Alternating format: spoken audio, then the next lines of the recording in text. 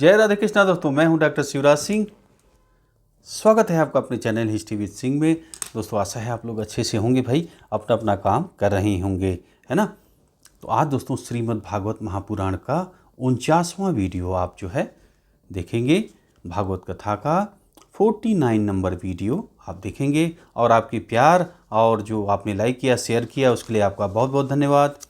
आज एक आप जो है मज़ेदार कहानी सुनने वाले हैं और एक आप लोगों को जो कन्फ्यूजन है मनु कर को लेकर के वो आप लोग समझ लीजिए। देखिए, जो मनु हैं वो पहले पुरुष हैं, ब्रह्मा जी के जो पुत्र हैं वो पहले मनु हैं, ठीक है, और पहले मनवंतर के हैं। अच्छा, ऐसे आपको नहीं समझ में आ रहा होगा, चलिए हम आपको जो है एकदम डिटेल से बताते हैं, तब आपकी कन्फ्यूजन दूर रहेगी, है ना। देखिए, जैसे हमारा आपका एक दिन होता है ना, एक दिन हमारा आपका होता है जिसमें 24 घंटे होते हैं, ठीक है, क्लियर है। और 12 महीने का आप हमारा एक साल है, एक साल है, ठीक, क्लियर है। तो ऐसे अब आप आ जाइए, हम जो हैं और 100 साल मानव की आयु मानी जाती है, मानव की आयु 100 साल मानी जाती है, ये भी आप हम जानते हैं, है ना। भले भाई वो अलग की बात है कि कोई 50 जिया, कोई 90 जिया, कोई 40 जिया, जैसे वो अलग की बात है, लेकिन 100 साल आयु जो जीव हैं, जो आदमी हैं, उनकी जो मानव है वो मानी जाती है, ठीक है, क्लियर है। अब आ जाइए हम लोग ब्रह्मा जी को देखते हैं।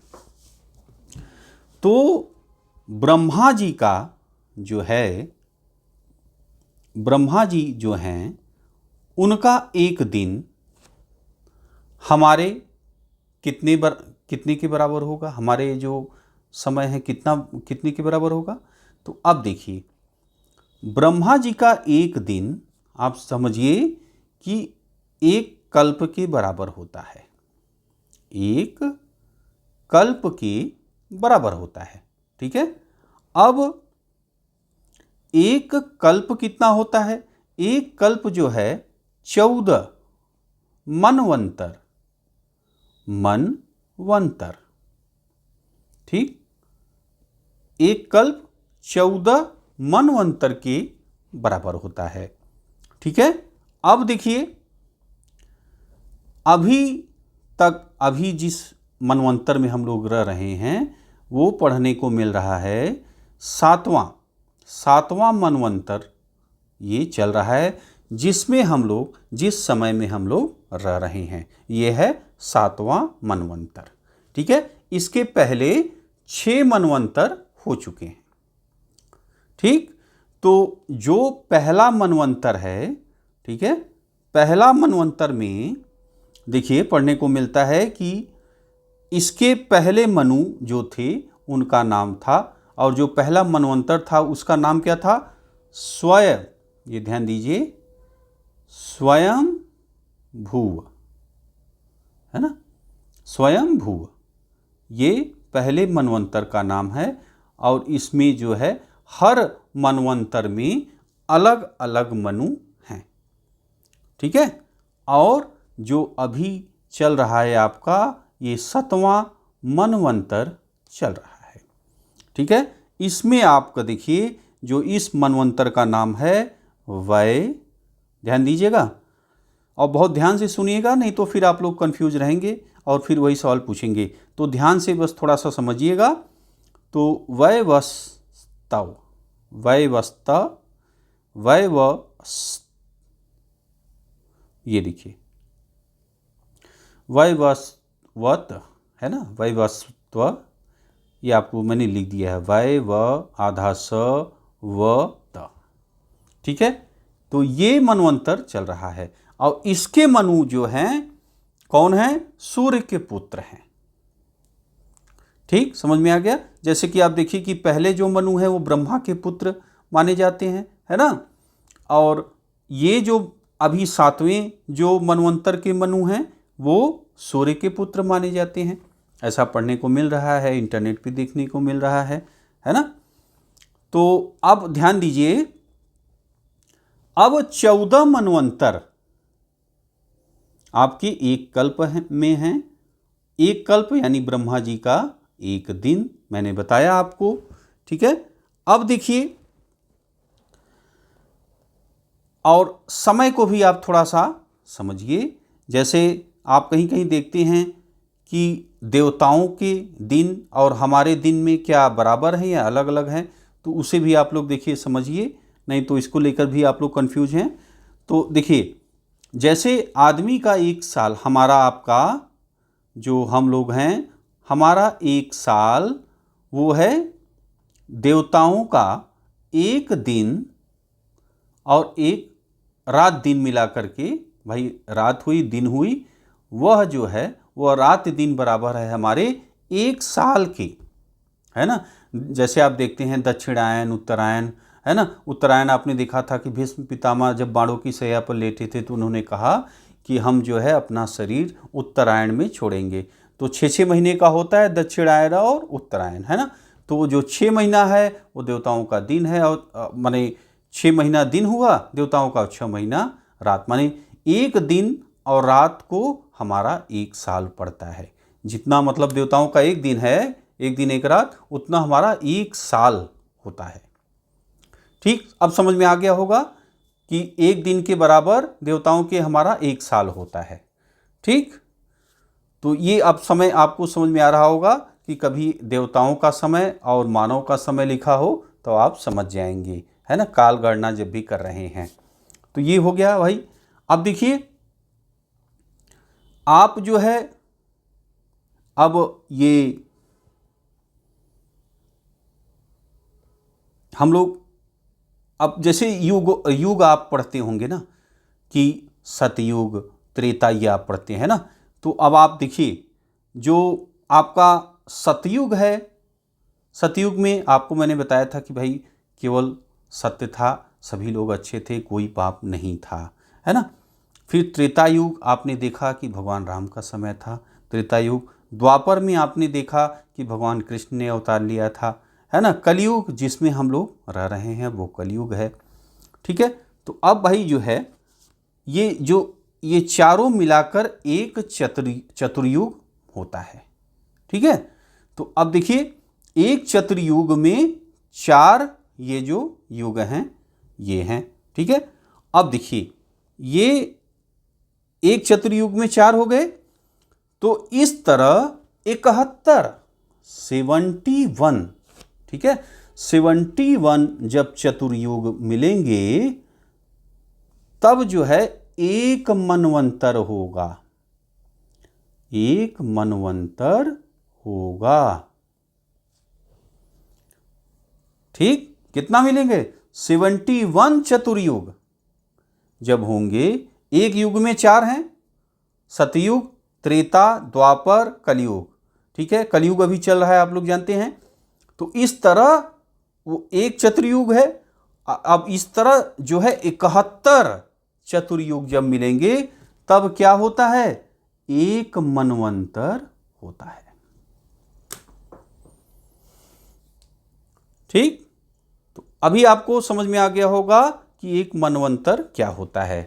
तो अब ध्यान दीजिए कि ब्रह्मा जी के एक दिन में यानी एक कल्प होता है, एक कल्प में 14 मनवंतर होते हैं, है ना।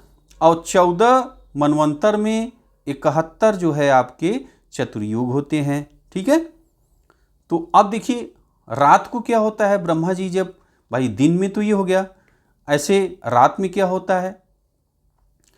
तो रात, अब देखिए ब्रह्मा जी की आयु जो है, जैसे कि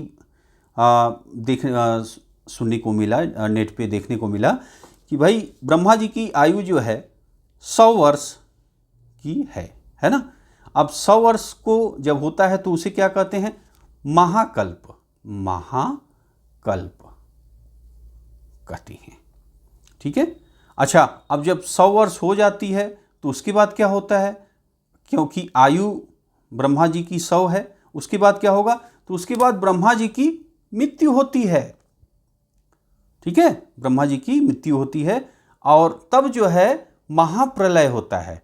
जैसे आपने देखा यहाँ पे, जैसे अभी आपने ब्रह्मा जी का एक दिन कितना हुआ? 14 मनवंतर के बराबर है ना। अब भाई एक दिन है तो रात भी तो होती होगी, तो रात जब होगी तो रात में जब ब्रह्मा जी सोते हैं तब प्रलय आता है। जब प्रलय आता है तो देखिए एक मनवंतर आपका जब खत्म हुआ, और ध्यान दीजिए हर मनवंतर में अलग अलग आपको इंद्र रहेंगे, आपको जो ऋषि रहेंगे, सब अलग अलग आपको होते चले जाएंगे, है ना। जैसे 14 मनवंतर है तो 14 इंद्र हुए, है ना। इसी तरह 14 आपने देखा कि 7वां ये मनवंतर चल रहा है, तो सब में आपने देखा कि अलग अलग मनवंतर हैं, मनु हैं, है ना। तो जितने मनवंतर आपके बीतते जाएंगे उतने जो है आपके क्या होता जाएगा, उतने जो है इंद्र आदि जैसे महर्षि जो सप्तऋषि हैं, इंद्र हैं, है ना, और जो देवतागण हैं, सब जो है का बदलते जाएंगे जितने मनवंतर होगा। और 100 वर्ष जैसे अब जो ब्रह्मा जी के 100 वर्ष बीतेंगे तब महाप्रलय आएगा, है ना। और सृष्टि कैसे हुई है ये मैंने आपको बताया था। ध्यान दीजिए कि कैसे ब्रह्मा, अब जैसे ब्रह्मा जी की भी तो मृत्यु होती है, फिर नए ब्रह्मा जी आते हैं, है ना। और ब्रह्मा जी कैसे आए हैं, कैसे ब्रह्मा जी की उत्पत्ति हुई है, भाई सृष्टि के आदि और सृष्टि के अंत में, ठीक है, केवल एक ही थे। कौन है, भगवान विष्णु भगवान, है ना। तो जो परमेश्वर हैं वो जब सृष्टि नहीं थी तब भी परमेश्वर थे, और जब सृष्टि हुई तब भी है, और सृष्टि जब महाप्रलय होता है तब भी विष्णु भगवान होते हैं, ठीक है, परमेश्वर होते हैं। तो वही चीज जो है आपका। अब भाई सृष्टि की उत्पत्ति कैसे हुई है, कैसे ब्रह्मा जी कैसे आए हैं, जब केवल विष्णु भगवान थे तो ब्रह्मा जी कैसे आए। तो ब्रह्मा जी जो है आए हैं, भगवान जब विश्राम कर रहे थे तो उनकी नाभि से कमल उत्पन्न हुआ है, और उस कमल से ब्रह्मा जी की उत्पत्ति हुई है ना। यानी ब्रह्मा जी की भी उत्पन्न हुए हैं और ब्रह्मा जी की भी मृत्यु होती है। उसके बाद जैसे आप देखते हैं कि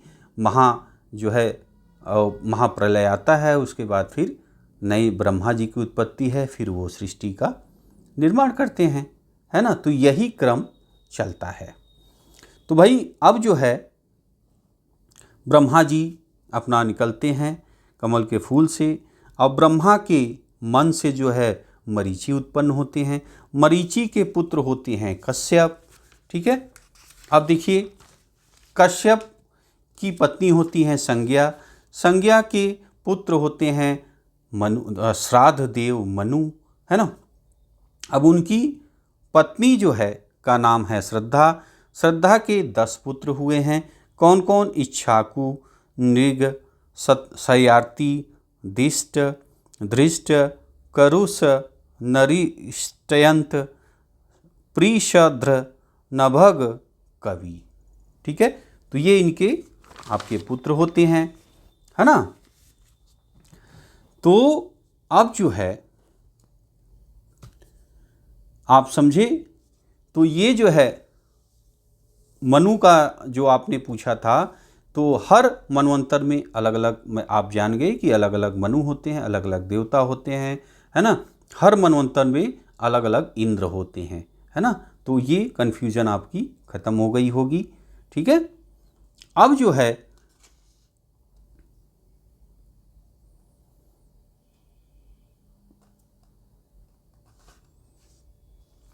तो देखिए अब यहां एक चीज और आप लोग ध्यान दें कि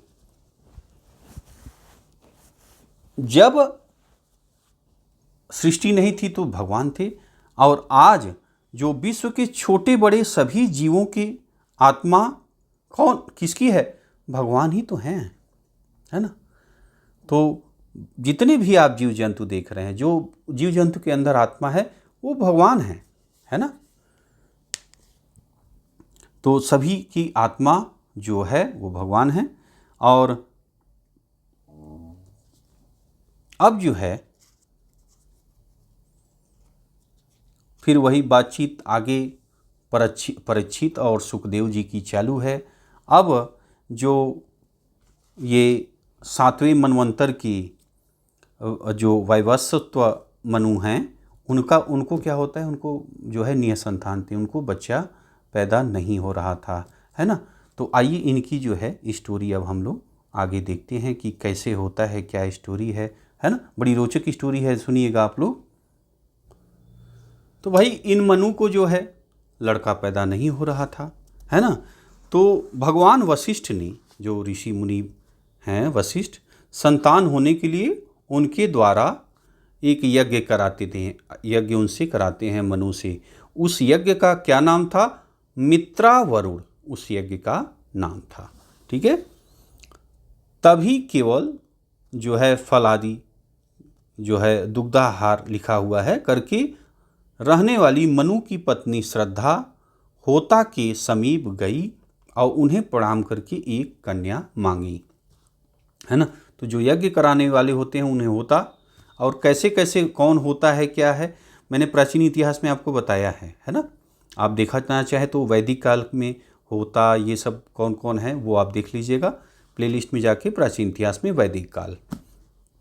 तो देखिए, तो होता क्या है कि मनु की पत्नी श्रद्धा होता के जाती हैं पास में, कहती हैं, उनको प्रणाम करती हैं और एक पुत्री जो है का आशीर्वाद मांगती हैं, है ना। इसके बाद अधर्यु की प्रेरणा से ब्राह्मण होता ने मनु की पत्नी के बातों को ध्यान में रखते हुए अपना मन चित्त जो है एकाग्र करके वष्टकार का उच्चारण करके हवि छोड़ता है। यज्ञ में क्या करते हैं, जैसे हवन छोड़ते हैं ना, स्वाहा स्वाहा, तो उसी तरह जो है वो जो ऋषि थे उस समय जो यज्ञ करने वाले वो छोड़ते हैं, है ना। अब देखिए, उस होता के इस विपरीत कर्म से वह संतान ईला नाम की कन्या होकर उत्पन्न होती है। अब देखिए, कन्या उत्पन्न हो जाती है। उसको देखकर मनु ने चित्त में कुछ विशेष प्रसन्न न होकर अपने गुरु वशिष्ठ से कहा, क्या कर रहे हैं कि भाई हे गुरुदेव, हे भगवान, आप वेदवादियों का कर्म इस तरह विपरीत क्यों हो गया? यह बड़ी दुख की बात है कि भी वैदिक कर्म का फल ऐसा विपरीत हो तो न होता चाहिए। तो भाई ये बता रहे हैं कि जब पुत्री का जन्म हो गया है तो अब वही जो है दुख प्रकट कर रहे हैं अपने गुरु से। आप लोग मंत्र शास्त्र वेत्ता और इंद्रियों के विजेता हैं।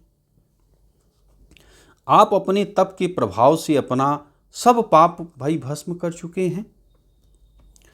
तब देवताओं में असत्य की प्राप्ति के समान आपके संकल्प का यह विपरीत फल क्यों मिल रहा है? भाई आप इतना तेजस्वी हैं, आप अपनी सारी इंद्रियों के विजेता हैं, और आपसे कैसे जो है क्या कमी हुई बताइए कि इस तरह विपरीत फल मिला और लड़की की प्राप्ति हुई है, पुत्री हुई है। उनके इन वचनों को सुनकर हमारे प्रपितामह वशिष्ठ ने होता का उल्टा क्रम जान लिया और सूर्यपुत्र मनु से कहने लगी, है ना, कहने लगे कि हे राजन, आपके होता के विपरीत आचरण के कारण ही संकल्प के विपरीत फल हुआ है। तथापि अपने तेजो बल से मैं आपको एक श्रेष्ठ पुत्र का पिता बनाऊंगा। अब देखिए, वशिष्ठ कह रहे हैं कि कोई बात नहीं, ये गलती तो कर गए हैं, मैं अपने तेज बल से आपको एक पुत्र का जो है प्राप्ति कराऊंगा, ठीक है। तो अब देखिए आगे क्या हो रहा है, मजेदार स्टोरी है, ध्यान से सुनिएगा। हे राजन, ऐसा निश्चय करके महायशस्वी वशिष्ठ ने ईला को जो है पुरुष बनाने के लिए जो है क्या करते हैं, आदि पुरुष नारायण की स्तुति करते हैं। जो ईला लड़की थी, अब उसको जो है आदमी बनाने के लिए क्या करते हैं, आदि पुरुष नारायण की स्तुति करते हैं। तब हरि ने प्रसन्न होकर उन्हें इच्छित वर दिया। भगवान ने प्रसन्न होकर भाई कि चलिए हम आशीर्वाद देते हैं आपको। इससे ईला ही पुरुष श्रेष्ठ सुद्युम्न के रूप में बन गई। तो अब जो ईला थी वो क्या थी, अब क्या हो गई भाई, जब भगवान ने आशीर्वाद दिया तो वह जो है सुद्युम्न के रूप में आ गई, एक आदमी हो गई, है ना, लड़की से आदमी हो गई जिसका नाम सुद्युम्न।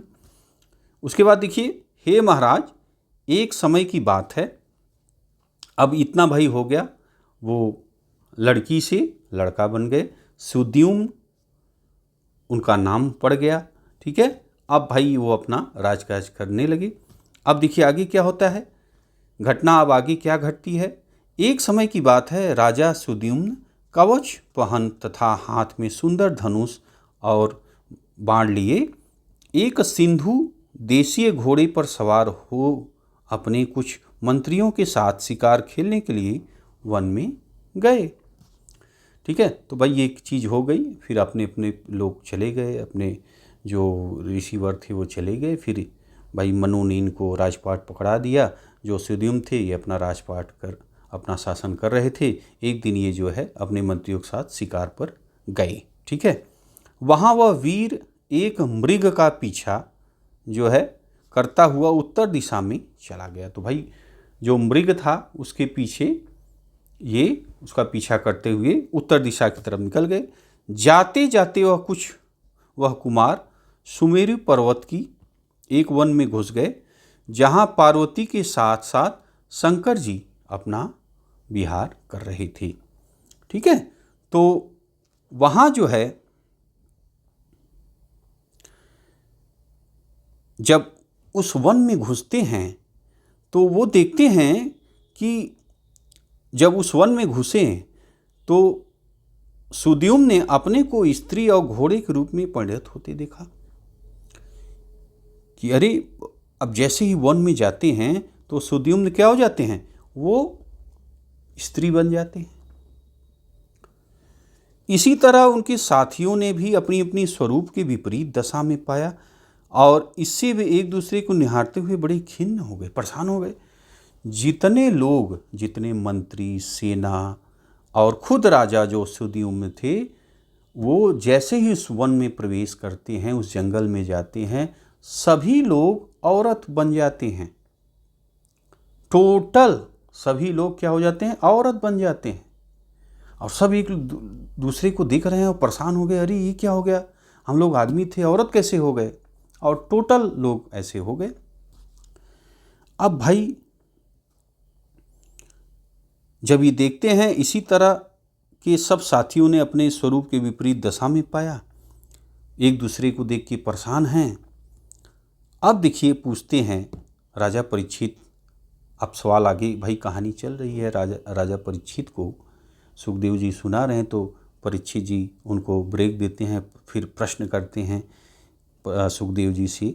राजा परीक्षित कहते हैं, अच्छा महाराज ये बताइए कि उस देश में ऐसा गुण क्यों था और किसने उत्पन्न कर दिया, कृपा करके आप मेरे इस प्रश्न का उत्तर दीजिए। हमें यह जानने में बड़ी जल्दबाजी भाई, कैसे कि उस एक जो आदमियों की जो सेना थी और सेना पूरी की पूरी जो मंत्री थे सब जो है स्त्री हो गए, वहाँ क्या था, हमें आप जो है जल्दी से बताइए, है ना। तो सुखदेव जी कहते हैं कि भाई हे राजा, एक समय अपने तेज से 10 दिशाओं का अंधकार दूर करने वाले कुछ व्रतशील ऋषि शंकर ही का दर्शन करने के लिए उनके वन गए। तो शंकर जी का वो वन था जहाँ पे ये गए थे। तो वहाँ पे शंकर जी वन में रहते थे उस वन में, और जो ऋषि लोग थे वो उनसे भगवान शंकर जी से मिलने पहुँचे थे, है ना। तो वहाँ पे जो है अपना पति के साथ थी। तो जब भाई अपना एकांत में थे वो लोग अपने हिसाब से, तो जब ऋषि लोग वहाँ पहुँच गए अनझक्के में, तो वो देख करके जो है लज्जावश वहाँ से पार्वती जी चली जाती हैं, है ना। तो अब भाई जो है तब बाद में अब देखिए जब उसके बाद फिर ऋषि लोग भी लौट जाते हैं वहाँ से। तो अब शंकर जी भाई जब चली गई थी पार्वती जी, तो उनको जो है प्रसन्न करने के लिए भगवान ने कहा कि जो पुरुष, अब ध्यान दीजिए, उनको भाई पार्वती जी कहा कि ठीक है आप जो है उनको खुश करने के लिए, आप देखिए कोई भी पुरुष इस वन में आएगा, इस कोई भी पुरुष इस वन में प्रवेश करेगा वह पुरुष स्त्री हो जाएगा। ठीक है भाई, आज तो हो गया, ये लोग आए और चले गए, लेकिन अब इस वन में कोई भी अगर पुरुष घुसेगा तो क्या हो जाएगा? स्त्री हो जाएगा, महिला हो जाएगा, कोई भी पुरुष से यदि घुसा, है ना। तो ये आशीर्वाद ये जो है मतलब शंकर भगवान ने ऐसा बोल दिया कि इस वन को कोई भी आदमी आए तो इस वन में वो जो है औरत हो जाएगा, है ना। ये उसकी परिधि में आया तो हो जाएगा। ठीक, ऐसा जो है शंकर भगवान ने कर दिया। अब तभी से सब पुरुषों ने उस वन में को छोड़ दिया था। जब उन्होंने कहा तो उस तभी से जो है सारे पुरुष उस वन को छोड़ दिए थे, कोई उस वन में जो पुरुष था वो नहीं जाता था, है ना। इसके बाद वह स्त्री भाई जो सुद्युम्न था वो अब आदमी से औरत बन गया था, अपने अनुचरों के साथ एक वन से दूसरे वन में भाई घूमने लगा। परेशान है, क्या करे, घूम रहा है और सभी लोग औरत हो गए हैं, अब करे क्या। उस अति सुंदरी स्त्री को अन्य स्त्रियों के साथ अपने आश्रम के पास ही विचरती देखकर बुद्ध उसको चाहने लगे। अब देखिए जो स्त्री बनी थी सुद्युम्न, वो सुंदर दिख रही थी और उस पर जो है मोहित हो गए थे बुद्ध। ठीक है, उस सुंदरी नारी ने भी उस चंद्रमा पुत्र को अपना पति बना लिया। ठीक है, बुद्ध को अपना पति बना लिया है। कुछ समय बाद बुद्ध उससे पुरुरवा नामक पुत्र उत्पन्न किया। हे राजन, मैंने तो सुना कि इस तरह स्त्रीत्व को प्राप्त मनु पुत्र राजा सुद्युम्न ने अपने कुल गुरु वशिष्ठ का स्मरण किया। अब देखिए इतनी घटनाएं घट गई, उनको पुत्र भी हो गए। अब जो है ये जो सुद्युम्न है अपने जो गुरु हैं अपने कुल के, उन्हें याद करते हैं। सुद्युम्न की यह दशा देखकर वशिष्ठ कृपावश बहुत दुखी हुए। उसे दोबारा जो है पुरुष बनाने के लिए शंकर जी की उपासना करते हैं। ठीक है, फिर हे राजन, अब देखिए वशिष्ठ की उपासना से प्रसन्न होकर शिव ने उनका उपकार जो है करने के लिए भगवान शिव अपने वचन में भी सत्य रखने के लिए उनसे कहा, यह सुद्युम्न 1 महीना जो है महिला रहेगा और 1 महीने तक जो है गोत्रज पुरुष रहेगा, है ना। इस तरह अपनी व्यवस्था के अनुसार यह भूमंडल का यह क्षेत्र जो है पालन करेगा। तो 1 महीने क्या रहेगा? पुरुष रहेगा, 1 महीने क्या रहेगा? स्त्री रहेगा और अपने कर्म को करेगा, है ना। तो गुरु की वशिष्ठ कृपा से इस प्रकार का व्यवस्था पूर्वक पुरुषत्व प्राप्त करके वह पृथ्वी पर शासन करने लगा। लेकिन उसका इस तरह स्त्री पुरुष होते रहना जो है भाई उनके प्रजा को नहीं भाता था। हे राजन, सुद्युम्न के उत्कल, गय तथा विमल नाम के पुत्र हुए। ठीक है, जो बड़े धर्मात्मा और दक्षिणा पथ के राजा थे। अब देखिए उनको 3 पुत्र हुए हैं, उत्कल, गय, विमल नाम के 3 पुत्र हुए। ठीक है, और वो जो है दक्षिणा पथ के राजा होते हैं, वो बड़े धर्मात्मा थे। आगे चलकर वृद्धावस्था प्राप्त होने पर वे प्रतिष्ठानपुर के स्वामी महाराज सुद्युम्न अपने पुत्र पुरुरवा को राज्य देकर वन को चले गए। ठीक है, तो जब वो अपना भाई वृद्धावस्था जब उनको प्राप्त होती है तो जो पुरुरवा पुत्र थे उनको अपना राज्यपाट सौंप करके वो अपना वन चले गए, है ना। तो भाई ये कहानी जो है थी आपकी सुद्युम्न की, है ना। तो भाई कैसा लगा दोस्तों ये वीडियो? कमेंट करके आप लोग फटाफट बताइए। अच्छा लगा यार तो लाइक करके जाइएगा, शेयर करिएगा। ठीक है, मिलते हैं आपसे अगली वीडियो में। कोई आपकी विचार कमेंट हो तो ज़रूर कमेंट करिएगा, मैं आपके कमेंट का इंतजार कर रहा हूँ। मिलते हूँ आपसे अगली वीडियो में। वीडियो आपने दोस्तों देखा इसके लिए आपका बहुत बहुत धन्यवाद। जय राधे कृष्णा।